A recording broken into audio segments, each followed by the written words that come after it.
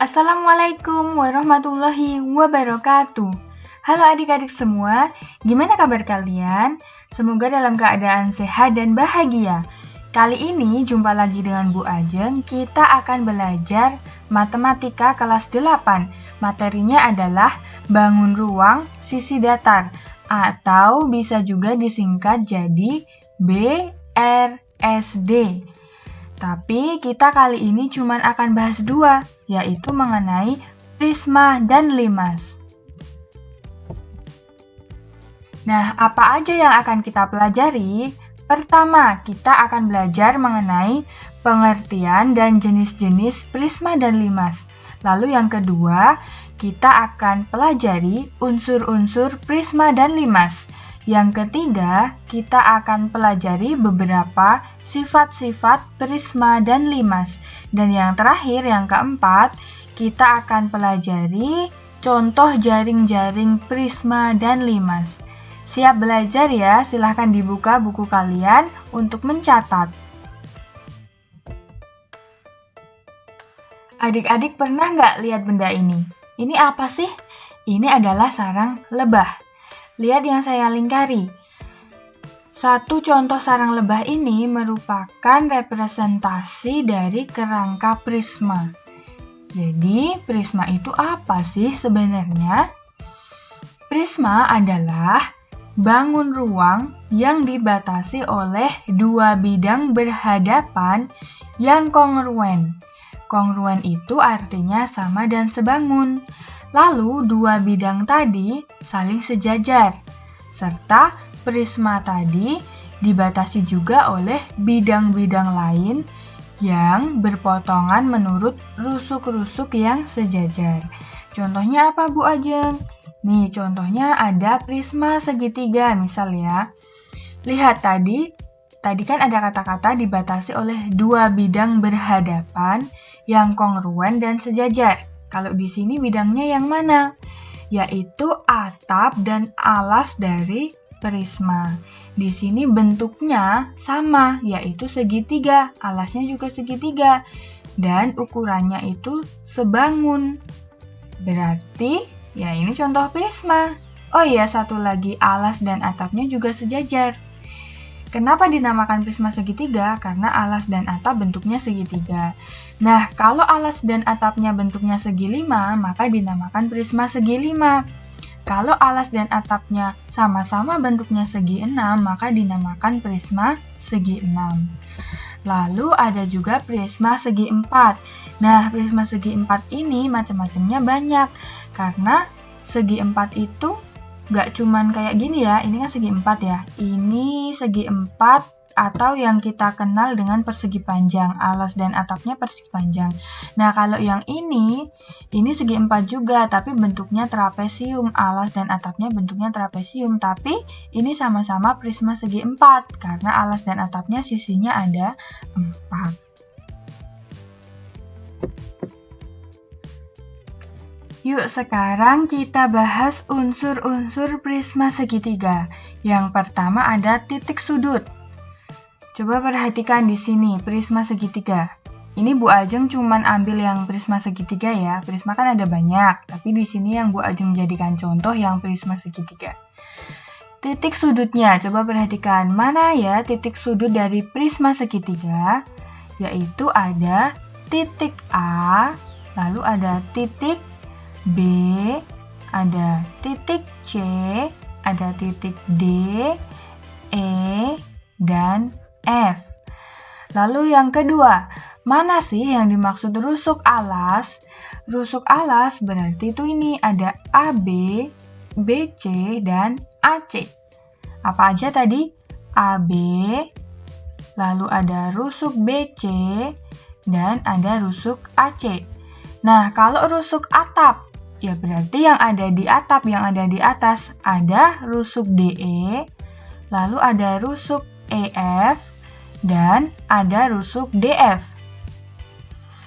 Yang keempat, ditanyakan rusuk tegak. Rusuk tegak itu berarti ya dia yang tegak, berarti ada rusuk AD, lalu ada rusuk BE, dan ada rusuk CF. Lalu ditanyakan bidang atap. Bidang atap itu yang mana? Nih, bidang atap. Berarti apa namanya? Bidang DEF. Ada bidang DEF. Kalau bidang alas berarti yang mana? Bidang A, B, C. Kalau ditanya bidang tegak, berarti yang tegak. Yang tegak itu ada 3 bidangnya. Yang pertama A, B, E, D. Ada bidang A, B, E, D. Lalu yang kedua apa? Yang kedua B, C, F, E. B, C, F, E. Lalu yang ketiga bidang apa? A, C, F, D. Ada bidang A, C, F, D. Yang terakhir ditanyakan diagonal bidang. Mana nih diagonal bidang? Nah, ini contohnya. Ada diagonal AE. Lalu yang kedua BD. Yang ketiga kita cari sendiri. Ada BF. BF. Lalu ada diagonal CE. Ada apa lagi coba? Di sini ada diagonal bidang AF. Dan yang terakhir ada diagonal bidang CD. Jelas ya sampai sini ya? Semoga kalian paham. Sekarang kita bahas sifat-sifat dari prisma. Di sini Bu Ajeng contohnya masih prisma segitiga. Gimana sih sifat-sifat prisma segitiga? Yang pertama, prisma memiliki bentuk alas dan atap yang kongruen. Kongruen tadi artinya sama dan sebangun. Sekarang lihat gambarnya. Alas dan atap ini yang warna merah, ini bentuknya pasti sama dan sebangun atau kongruen. Lalu sifat yang kedua, setiap sisi bagian samping prisma berbentuk persegi panjang. Sisi bagian samping itu yang mana? Di sini ada sisi ACFD atau yang warna hijau, lalu ada sisi BCFE atau yang warna biru, dan ada sisi ABED yang berwarna kuning. Nah, semua sisinya ini, sisi bagian samping, itu bentuknya pasti persegi panjang. Lalu sifat yang ketiga, prisma memiliki rusuk tegak. Ya, prisma pasti punya rusuk tegak. Di sini yang mana? Di sini ada rusuk AD, ada rusuk BE, dan ada rusuk CF. Lalu sifat yang terakhir, setiap diagonal bidang pada sisi atau bidang yang sama memiliki ukuran yang sama. Maksudnya gimana? Sekarang perhatikan sisi yang warna kuning, bidang yang warna kuning, bidang ABED. Di sini ada diagonal AE dan diagonal BD, terletak di bidang yang sama, yaitu ABED. Karena terletak di bidang yang sama, maka diagonalnya ini panjangnya pasti akan sama. Gitu maksudnya, jelas kan? Yang terakhir kita bahas jaring-jaring prisma segi 6. Nah, ini prisma segi 6 bentuknya kayak gini ya. Kalau kita buka nih prisma, maka akan terlihat jaring-jaringnya kayak gini nih. Bisa bayangin ya, gampang nih jaring-jaring prisma itu. Kalian bisa cari jaring-jaring prisma yang lain dengan menggambar sendiri ya.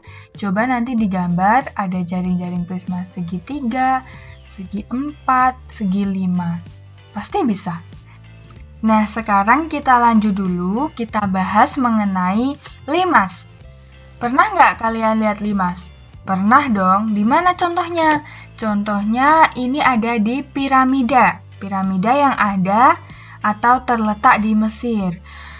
Atau nggak usah jauh-jauh deh, nggak usah ke Mesir. Kalian pernah main Rubik kan? Rubik ada yang bentuknya kayak gini. Nah, sebenarnya ini merupakan bentuk dari limas. Jadi limas itu sebenarnya apa sih? Limas adalah bangun ruang yang dibatasi oleh sebuah segi banyak sebagai alas.